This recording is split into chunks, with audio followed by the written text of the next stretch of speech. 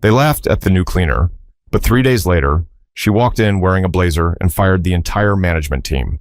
They thought she was just a cleaner, a woman with rubber gloves, a mop, and a quiet face no one bothered to look at twice. But 3 days later, those same people would be sitting in a conference room with their mouths dry and their hands shaking as she read out their fates one by one. This story takes place in Tucson, Arizona, inside a mid-sized marketing firm that prided itself on family culture. The kind of place where the walls were covered with framed motivational quotes and the break room always smelled like reheated leftovers. To outsiders, it looked like a steady job, a safe workplace. But behind those glass doors, something much darker was happening. Angela Cortez was 49 years old when she walked through those doors on a Monday morning. She wore gray cleaning pants, a plain polo, and carried a bucket full of supplies. Nothing about her appearance screamed authority. In fact, her silence made her invisible to most. A few employees noticed her right away, though, and not in a kind way. "Guess the new cleaner couldn't even find a decent uniform," one young guy muttered near the coffee machine. His name was Kyle Benton, a project coordinator who liked to think of himself as untouchable because he golfed with management on weekends. His co-worker, Dina Jacobs, smirked but didn't say anything. Still, the message was clear. Angela was already the butt of jokes, and she hadn't even emptied a trash can yet. Angela heard it. She heard everything. But her face didn't move. She simply adjusted her gloves, nodded politely, and kept walking toward the offices. If anyone had paid closer attention, they would have noticed her eyes scanning the room, taking in details with precision. Who was whispering to who, which desks were piled high with overdue work, which managers walked past without greeting their staff. But no one paid attention to the cleaner. By noon, she had already witnessed 2 supervisors barking at their teams like drill sergeants. She saw a woman in tears near the copy machine while her manager scrolled through his phone, ignoring her. Angela moved quietly, sweeping, emptying bins, dusting shelves, but her mind was recording every interaction like a hidden camera. The irony was thick. While employees laughed about her, she was studying them like a chessboard, already mapping out moves they couldn't see coming. But the real tension was about to begin, because by the end of the first day, Angela wasn't the only one noticing strange behavior. But the office gossip was about to twist in ways no one expected. Angela moved from desk to desk with her cart, working slowly, almost deliberately. She wasn't rushing. She wanted time to listen, time to watch. People rarely guarded their words around cleaners. In their minds, a cleaner was background noise, someone outside the circle of importance. At one point, she pushed her cart into the corner office belonging to Richard Lowell, the branch manager. He was in his mid-50s, balding, with a loud voice that carried through walls. Richard was the type who believed every success of the company was because of him, and every failure was the fault of those beneath him. "Make sure the quarterly numbers don't show up looking weak, or I'll personally see to it that someone gets replaced," he barked into his headset. Angela bent down to empty his trash. The can was full of crumpled receipts, fast food wrappers, and shredded notes. She said nothing, but her eyes landed on one crumpled envelope marked reimbursement. Richard glanced at her briefly, then waved his hand as if shooing a fly. "Just leave it. Maintenance comes in too often as it is," he muttered. Angela simply smiled, lifted the bag anyway, and said, "I'll take care of it." Her tone was calm, respectful. To Richard, she was invisible again. To Angela, he had just exposed a small crack. Across the hall, Kyle and Dina were leaning against the wall, whispering. "Did you see the way she was snooping in Richard's office?" Kyle said, smirking. "She's probably desperate to make a good impression," Dina replied, rolling her eyes. "It's just a cleaning job." Kyle laughed. "Give it a week. She'll be gone. They never last here." Angela rolled her cart by, catching their voices mid-sentence. She kept her gaze steady on the floor, but inside she thought, they're louder than they realize. By the end of her shift, she had noted something important. There was a culture of intimidation that trickled down from management. Supervisors snapped at assistants dumped stress on interns, and everyone looked over their shoulders like they were waiting to be caught making a mistake. It wasn't just toxic, it was systematic. Angela clocked out quietly at 6 p.m., slipping out through the side exit without anyone noticing.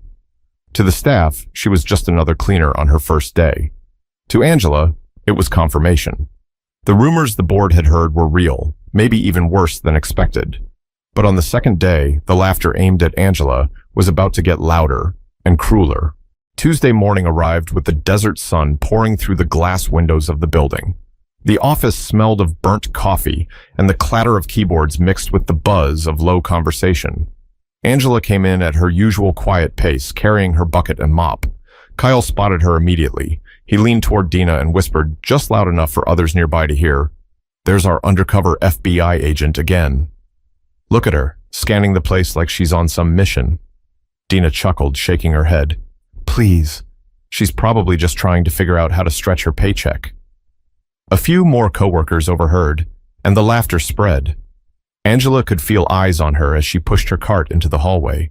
She ignored them, but her ears stayed sharp. Near the break room, Jasmine Ortega, a junior designer, approached Angela timidly. Jasmine was different. She had a kind face, maybe mid-20s, and she didn't join the mockery. "Hi," she said softly. "Do you need any help with the trash in here? Sometimes the bins get stuck." Angela smiled faintly. "Thank you, but I've got it." Jasmine hesitated before adding, "I just wanted to say, don't mind them. Some people here act like they're in high school." Angela looked at her, her eyes softening for the first time. "Thank you for saying that." Not everyone has the courage to notice Jasmine nodded and quickly left, glancing nervously over her shoulder as if afraid to be caught being decent. Meanwhile, Angela's quiet observations continued. She noticed managers cutting out early, but telling their teams to stay until the job is done. She noticed expense folders left carelessly on desks, stuffed with receipts that didn't match company projects. And she noticed how every joke about her seemed to come from the same circle of people: Kyle, Dina, and Richard at the top. At one point, Angela walked past a closed-door meeting. Inside, voices were raised. "You can't just push numbers around, Richard. It's going to catch up to us," a voice said. It sounded like Paul Granger, the finance lead. Richard shot back, "It's my branch, Paul. If you want to keep your seat, you'll follow my lead. Nobody's checking anyway." Angela paused for only a second outside the door before moving along. No one noticed her. No one ever did. The day ended with another round of snickers from Kyle as Angela passed his desk. "Careful, guys. The cleaner's probably recording us," he joked. Angela glanced at him, her expression unreadable, and replied softly, "People record themselves every day without realizing it." Kyle blinked, confused, then laughed it off. But something about her tone made Dina shift uncomfortably. But by the third day, the mockery would stop feeling like a game and start looking like a mistake. By Wednesday morning, word had spread around the office that the new cleaner had a strange way about her. The whispers grew into open mockery. Angela could hear it the moment she walked in. Kyle leaned against the reception desk, loud enough for the receptionist and 3 others to hear. "Bet she doesn't even know how to run that mop. Probably just here because nobody else would hire her." The receptionist, Tracy Powell, gave a half-hearted laugh. "Stop. She can probably hear you, so what?" Kyle shrugged. "She should be grateful someone's paying her." Angela passed by without looking up. Her cart rattled over the tile, her face calm as ever. Inside, she was cataloging each name, each face, each careless insult. Later that morning, Richard Lowell stormed out of his office, red in the face. "Where's that cleaner?" "My desk is still dusty," he barked. Angela appeared at the doorway, rag in hand. "I can take care of it now, sir." Richard scoffed. "Sir? Don't bother with formalities. Just get it done right." For once, Angela stepped into his office, moving deliberately as she wiped down the desk. Her eyes landed on another envelope left half open, this one labeled Client Funds. Inside, she caught a glimpse of receipts from a steakhouse, a golf outing, and luxury hotel stays. She kept wiping without hesitation, sliding the papers back as if she hadn't noticed. When she finished, Richard waved her off with a dismissive flick of his hand. "Finally. Took you long enough." Out in the hallway, Kyle and Dina were waiting. Kyle smirked, leaning close enough to whisper, "I swear, it's like she thinks she's the queen of this place." "Just give her a broom and crown." Dina giggled, but her voice dropped. "You know, sometimes the way she looks at people, it's like she knows something." Kyle shrugged. "She's a cleaner. What could she possibly know?" Angela wheeled her cart past them without a word, but this time she didn't smile. During lunch, the break room filled with chatter, and Angela overheard Dina bragging to 2 interns about how management always covers for each other and nobody can touch them. The interns laughed nervously, unsure if they were supposed to agree. Angela poured herself a small cup of water, her voice soft but cutting through the noise. Funny how people think no one is watching when the wrong people always are. The room went silent for a moment. Dina's face tightened, but she forced a laugh. Wow. The cleaner speaks. Angela placed her cup in the sink, wiped her hands with a napkin, and said evenly, "Sometimes the smallest voices carry the heaviest truth." Then she left the room without waiting for a response. The silence she left behind was louder than Kyle's laughter, but the real silence would come later, when everyone realized exactly who Angela was. By Wednesday afternoon, Angela had built a mental map of the office.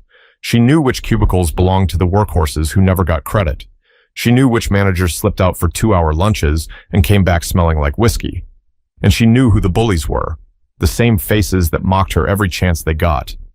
She also noticed something else: documents being left where they shouldn't be, expense forms tossed in the recycling bin, company credit cards in unlocked drawers, reports doctored with whiteout and reprinted.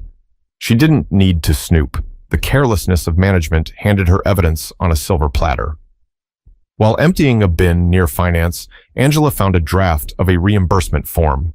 The numbers didn't line up.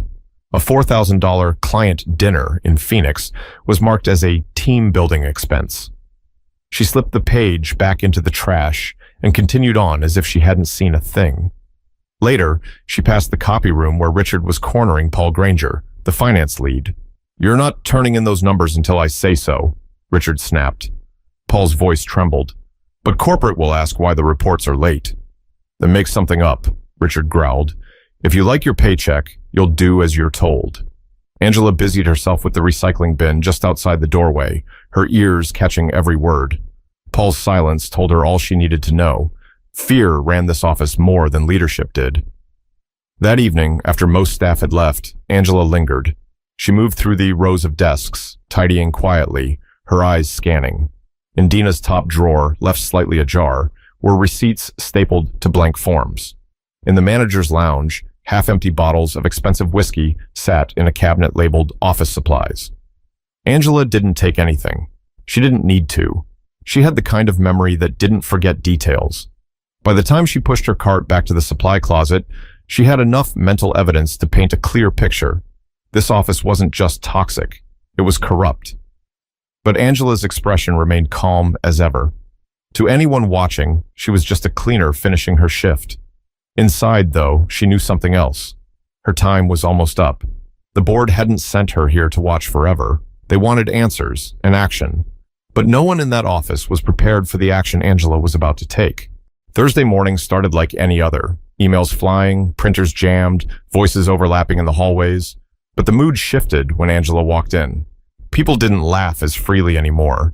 Some still snickered, but others had started noticing the way she carried herself, steady and composed, like someone who belonged more than she should. Kyle, of course, couldn't resist. "Morning, Your Majesty," he said loudly as she wheeled her cart past his desk. A few chuckles followed. Angela paused just long enough to look at him. "Funny thing about titles," she said softly.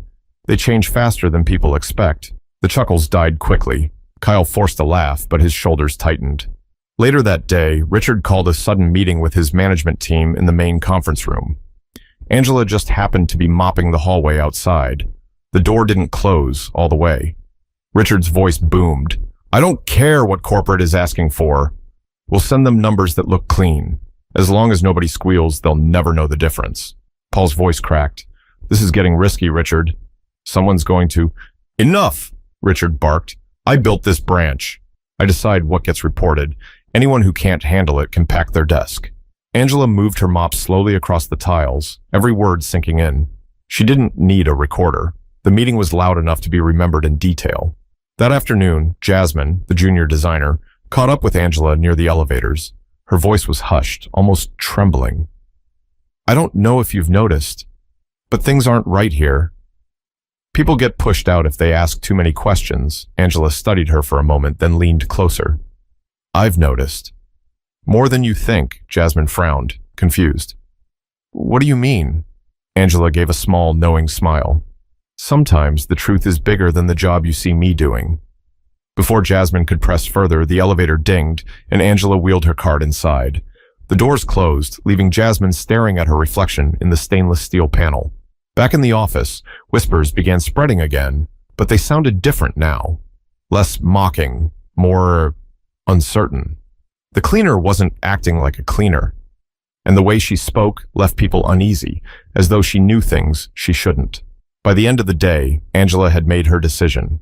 She wouldn't wait for another report to land on the board's desk. The office deserved the truth, now. But the next morning, she wouldn't come in with a mop. She'd come in with authority. Friday morning felt different before the first cup of coffee even hit the break room. Angela arrived not in her gray cleaner's uniform, but in a navy blazer and black slacks. She carried no mop, no gloves, no bucket, just a slim leather folder tucked under her arm. The receptionist, Tracy, nearly dropped her pen. Angela? Angela gave her a calm nod. Good morning. Would you let everyone know there's an all-staff meeting in the conference room at 9? Tracy blinked. Wait, you mean you're calling a meeting? Yes, Angela replied firmly. It's not optional. Word spread like wildfire. By 9 o'clock, the conference room was packed. Employees squeezed into chairs, some standing along the walls. Kyle and Dina exchanged confused looks. Richard, red-faced and impatient, sat at the head of the table, tapping his pen against the glass. Angela walked to the front. For the first time all week, every eye was on her. She set the folder on the table, opened it, and spoke clearly. My name is Angela Cortez. I am not your cleaner. I am a regional director sent by the board of this company. I was here this week to observe operations after receiving multiple complaints about misconduct. The room froze. Someone gasped. Kyle's smirk vanished instantly. Dina's jaw tightened. Richard's face drained of color. Angela continued, her voice calm but steady, every word cutting through the silence. What I found was worse than expected. I witnessed employees mocked and disrespected. I observed falsified expense reports. I heard managers openly discuss manipulating numbers to deceive corporate, and I saw leaders who used fear, not guidance, to control their teams. Richard slammed his palm on the table. This is ridiculous. You think anyone's going to believe a cleaner over management? Angela didn't flinch. She looked him straight in the eye. I don't need them to believe me. I have more than enough evidence to show the board, and they already know I'm here. A murmur spread through the room. Paul, the finance lead, spoke up for the first time, his voice trembling but loud enough. She's telling the truth. Richard's been pressuring me for months to falsify reports. Gasps broke out. Dina shifted uncomfortably, whispering something to Kyle, who suddenly looked like he wanted to melt into his chair. Angela closed her folder and stood tall. Effective immediately, the management team, Richard Lowell, Dina Jacobs, and Kyle Benton, you are terminated. Security will escort you out. The rest of you deserve better leadership and you'll have it. The room erupted into stunned silence. Employees looked at each other, then at Angela, then back again. Some tried to hide their smiles. Others sat in shock, unable to process what had just happened. Richard stood up, furious, but 2 security guards appeared at the door, summoned by the board itself. They motioned for him to leave. Dina followed reluctantly, pale and tight-lipped. Kyle muttered under his breath, but no one cared. Angela waited until the 3 were gone before speaking again. The truth is simple. No one is above accountability, and no one should be judged by appearances. Remember that. But what mattered most came after, the relief, the gratitude, and the lesson the staff would carry forward. The conference room slowly emptied after the storm had passed. Some employees whispered to each other, still stunned. Others just sat quietly, letting the weight of what they had witnessed sink in. Jasmine Ortega lingered near the back, her eyes fixed on Angela. Finally, she stepped forward. I knew something was off this week, but I didn't think... She shook her head. I didn't think you were the one who could actually change things. Angela gave her a small smile. Change never comes from one person alone. It comes when people stop being afraid to tell the truth. Paul, the finance lead, stepped closer. His voice was shaky, but there was relief in it. Thank you. I thought I was alone in this. I thought if I spoke up, I'd lose everything. Angela placed a hand on the folder. Sometimes, silence costs more than speaking. You don't have to be afraid anymore. By noon, word had spread across the building. Employees who had once laughed at Angela now looked at her with something else, respect. Some even apologized in passing, though Angela didn't dwell on it. She wasn't here for apologies. She was here to make things right. Later that evening, as Angela prepared to leave, Jasmine caught her one last time near the exit. "So, will we ever see you again?" she asked softly. Angela paused, adjusting her blazer. "Maybe not. My job is to step in when the board needs answers, but this office doesn't need me to stay. It needs all of you to decide what kind of place you want it to be." Jasmine nodded, her eyes shining. "We won't forget what you did." Angela walked out into the fading Arizona sunlight, the sound of the office fading behind her. For the first time that week, she allowed herself a deep breath. The work was done. Justice had been served. And an office that once thrived on intimidation now had a chance to build something healthier. The moral was clear. Power isn't always loud, and strength doesn't always wear a suit. Sometimes it walks in quietly with a mop and gloves, watching, waiting, and reminding us all never to underestimate the people around us, because appearances can deceive. But truth always reveals itself. So the next time you're tempted to laugh at someone, to dismiss them because of the job they do or the clothes they wear, remember this story. You never know who holds the real authority or how quickly everything can change. And if this story made you stop and think, share it with someone else. Let it be a reminder that respect should be the baseline, not the exception.